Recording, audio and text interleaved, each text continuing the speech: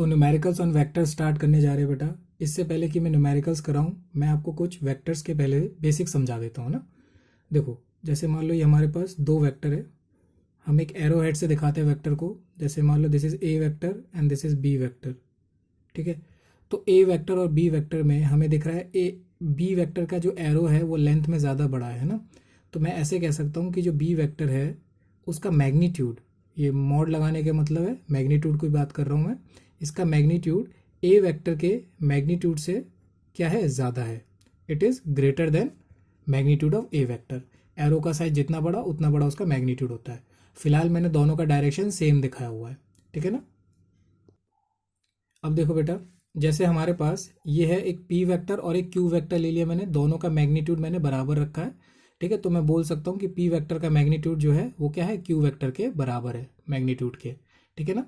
अच्छा, अब इधर देखो, इधर ये आपका ए वेक्टर है और ये बी वेक्टर है, दोनों का मैंने मैग्नीट्यूड बराबर रखा है, बट आप देख सकते हो डायरेक्शन अपोजिट है।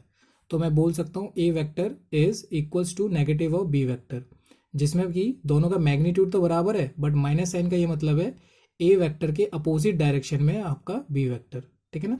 मेन चीज हम इसके बारे में जान लेते हैं, यूनिट वेक्टर क्या होता है। यूनिट वेक्टर, तो यूनिट वेक्टर का काम होता है इट प्रोवाइड्स डायरेक्शन। इसका काम होता है केवल डायरेक्शन प्रोवाइड करना। ठीक है, हम यूनिट वेक्टर को जनरली ए कैप से दिखाते हैं।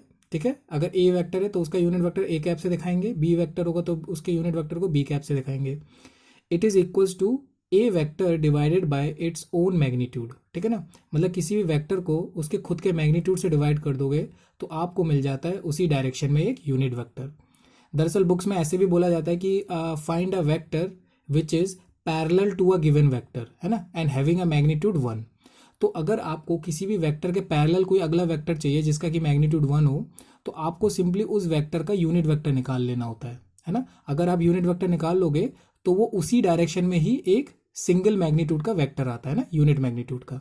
तो सेम डायरेक्शन है तो मतलब उसी के पैरेलल ही कहलाता है वो, ध्यान रखना इस बात को। तो जब भी कभी आपसे यूनिट वेक्टर निकालने को बोले या कह ले कि कोई किसी एक गिवन वेक्टर के पैरेलल अगला वेक्टर निकालो, तो आपको ध्यान रखना जब भी किसी गिवन वेक्टर के पैरेलल में एक और वेक्टर निकालना है ना, तो उसी वेक्टर का यूनिट वेक्टर निकाल लो, वो उसी के पैरेलल आता है। ये बात ध्यान रखना, दोनों की डायरेक्शन सेम होती है, यूनिट वेक्टर की और उसके पेरेंट वेक्टर की जिसमें से वो यूनिट वेक्टर निकाला गया, दोनों के डायरेक्शन पैरेलल ही होते हैं। सेम डायरेक्शन या पैरेलल डायरेक्शन होना सेम बात है। ठीक है ना बेटा। यहाँ एक और मेन चीज देखने वाली ये है कि इस हिसाब से मैं किसी भी गिवन वेक्टर को रिप्रेजेंट कर सकता हूँ उस वेक्टर के मैग्नीट्यूड टाइम्स यूनिट वेक्टर के। ठीक है, आप देख पा रहे हो ये है आपका कंप्लीट वेक्टर जो कि अपने ही मैग्नीट्यूड और प्रोडक्ट ऑफ आपका क्या है, डायरेक्शन। तो आप डायरेक्शन और मैग्नीट्यूड के प्रोडक्ट कर दोगे, यहाँ से मैग्नीट्यूड आता है वेक्टर का और इसको डायरेक्शन मिल रहा है इससे, तो magnitude plus direction is what, it represents complete vector. तो कोई भी वेक्टर रिप्रेजेंट किया जा सकता है अपने ही मैग्नीट्यूड टाइम्स डायरेक्शन के। ये यूनिट वेक्टर का काम होता है डायरेक्शन प्रोवाइड करना। अब देखो, ये तो यूनिट वेक्टर के बेसिक्स हो गए। अब कुछ सिंपल टाइप्स होते हैं वेक्टर के, कि कोप्लेनर वेक्टर होता है, पैरेलल वेक्टर्स होता है ना, नेगेटिव ऑफ अ वेक्टर होता है, और फिर कोलिनियर वेक्टर्स होते हैं। तो अभी ये सब बेसिक्स तो मैं नहीं समझा रहा, वो डेफिनेशन आप पढ़ सकते हो। फिलहाल मैं आपको समझा रहा हूँ एडिशन ऑफ टू वेक्टर्स। अब देखो, जैसे हमारे पास ये दो गिवन वेक्टर्स है, ठीक है, हमें इन दोनों को ऐड करना है।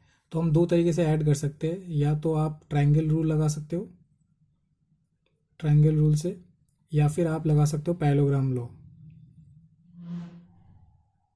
पैरेललोग्राम लॉ बोल लो या पैरेललोग्राम रूल बोल लो। ठीक है, दोनों ही आपको दिखाता हूँ, मैं समझाता हूँ एग्जांपल से। फिलहाल ये बात ध्यान रखना है, इनसे एक्चुअली ऐड नहीं हो रहा है, ये बस रिप्रेजेंटेशन है। ठीक है ना। तो यदि आप किसी भी दो वेक्टर को, है ना, किसी भी दो वेक्टर को ट्राइंगल के दो एडजेसेंट साइड से यदि आप रिप्रेजेंट कर पाओ, जैसे मान लो मैंने इधर ए वेक्टर को उठा के एज इट इज शिफ्ट करके यहाँ लिख दिया पैरेलली। ठीक है ना। अभी ये रफ डायग्राम आप समझो इसको, जितना मैग्नीट्यूड यहाँ पे है उतना ही मैग्नीट्यूड मैंने यहाँ पे रखने की कोशिश करी है। ठीक है, तो अप टू स्केल है ये सारी चीज़ें। और ये बी वेक्टर है बेटा, बी वेक्टर को उठा के एज इट इज़ मैंने पैरेलल यहाँ पे प्लेस कर दिया। आप इसके डायरेक्शन को चेंज नहीं कर सकते हो, जो डायरेक्शन है वही डायरेक्शन रखना है आपको। ठीक है, हाँ, वेक्टर्स को आप पैरेलली शिफ्ट जरूर कर सकते हो, पैरेलल शिफ्ट करने पे वेक्टर्स की वैल्यू पे कोई चेंज नहीं आता है। ठीक है, तो ये ए वेक्टर है, इसके हेड पे मैंने अगले वेक्टर का टेल रख दिया। ठीक है, इस तरीके से ये ट्राइंगल के दो कंटिन्यूस साइड को रिप्रेजेंट कर रहा है। अब ऐसे में ये जो तीसरा साइड बनता है, ऐसे में ये जो आपका तीसरा क्लोजिंग साइड बनेगा ट्राइंगल का, ये रिप्रेजेंट करेगा इन दोनों वेक्टर्स के रिजल्टेंट को, माने रिजल्ट को।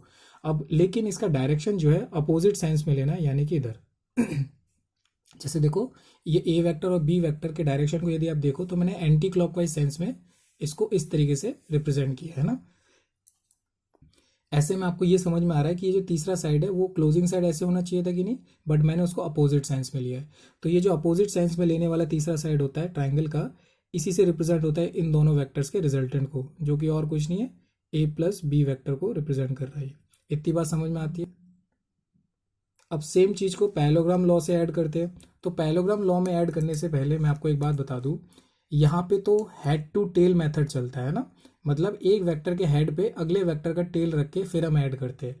यहाँ पे आप दोनों के टेल से टेल जोड़ते हो। देखो जैसे ये एक वेक्टर का टेल यहाँ पे और अगले वेक्टर का टेल भी यहीं पे रखेंगे और इनको इस तरीके से मिलाएंगे जिस तरीके से किसी गिवन पैरेललोग्राम के दो एडजेसेंट साइड से रिप्रेजेंट किए जाते हैं। ठीक है ना। जैसे मान लो ये ए वेक्टर को उठा के मैंने पैरेलली यहाँ पे प्लेस किया और बी वेक्टर को उठा के मैंने पैरेलली यहाँ पे प्लेस किया एज इट इज, डायरेक्शन से कोई छेड़छाड़ नहीं करते हुए। तो ये तो आपका ए वेक्टर है और ये आपका बी वेक्टर है। पिछले केस में मैंने हेड से अगले का टेल रखा था और इस बार दोनों के टेल से टेल जोड़ के मैंने पैरेललोग्राम के दो एडजेसेंट साइड की तरह इनको रिप्रेजेंट किया है। अब अगर पैरेललोग्राम को कंप्लीट करे ऐसे में, तो देखो कुछ इस तरीके का ये पैरेललोग्राम बनता। अगर इसको कंप्लीट करते तो कंप्लीट करने पे ये जो बीच में डायगोनल ऑब्टेन होता है, इस पैरेललोग्राम का ये जो डायगोनल है ये रिप्रेजेंट करता है आपके रिजल्टेंट को, यानी कि this is representing resultant of these two vectors A and B.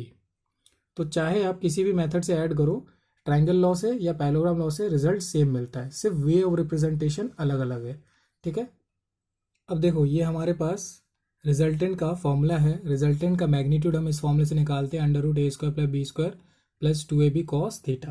और इसी तरीके से tan अल्फा, जहाँ पे अल्फा है बेटा रिजल्टेंट का किसी एक वेक्टर के साथ एंगल, अल्फा इस समय मैंने ए वेक्टर के साथ जो एंगल बना रहा होगा रिजल्टेंट हमारा, उस एंगल को मैंने अल्फा नाम दिया है। ठीक है ना। तो इस हिसाब से tan अल्फा जो होगा वो बनेगा b sin theta upon a + b cos theta.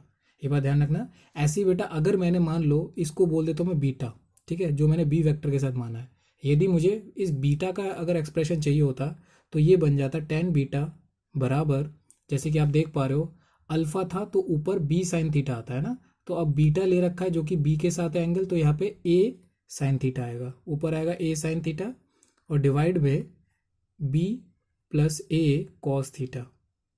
आप ये ट्रेंड देख पा रहे होंगे कि जब अल्फा एंगल मैंने माना था ए वेक्टर के साथ तो ऊपर b sin थीटा आता है और नीचे a + b cos थीटा आता है।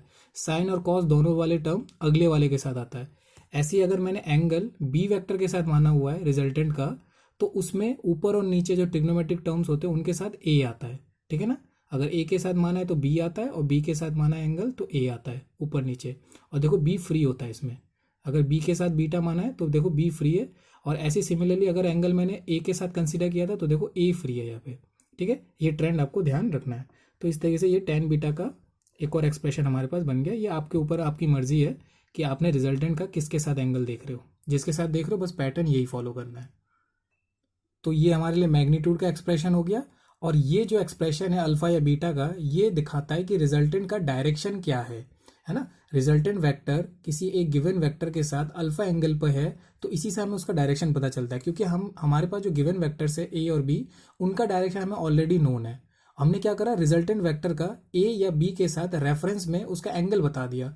तो जो नोन हमें एंगल है उसके साथ किसी पर्टिकुलर एंगल पे अगर हमारा रिजल्टेंट होगा तो इस तरीके से हम रिजल्टेंट की भी तो डायरेक्शन को जानते हैं। ठीक है ना। तो इसीलिए हम रिजल्टेंट का हमेशा एंगल जो होता है वो किसी एक नोन वेक्टर के साथ बताते हैं, इससे हमें उसके डायरेक्शन के बारे में अंदाजा चलता है। ठीक है ना। और यहाँ से हमें मैग्नीट्यूड के बारे में अंदाजा पता चल गया, यहाँ से हमें डायरेक्शन के बारे में इंफॉर्मेशन मिल रही है। आई होप इतनी बात क्लियर होती होगी।